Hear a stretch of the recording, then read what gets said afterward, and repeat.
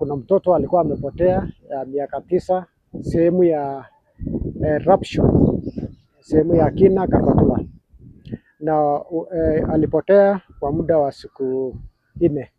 Wakati alipatikana alikuwa amefanyiwa madhila, alifanyiwa kitendo mbaya na akawawa.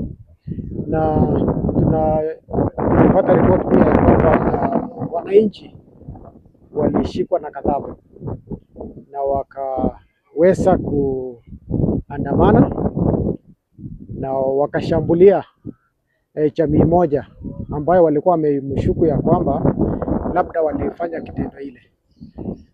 Mimi naomba wananchi ya kwamba tusiwe tunajichukulia sheria mikononi wetu. Sisi maafisa wa usalama tuko tayari kuwasaidia.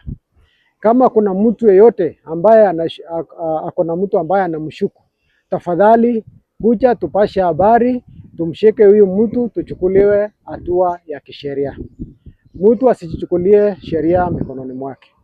Sisi tunaendelea na uchunguzi na tunasihi sana mtupeshe taarifa ndio tuweze kurahisisha uchunguzi wetu.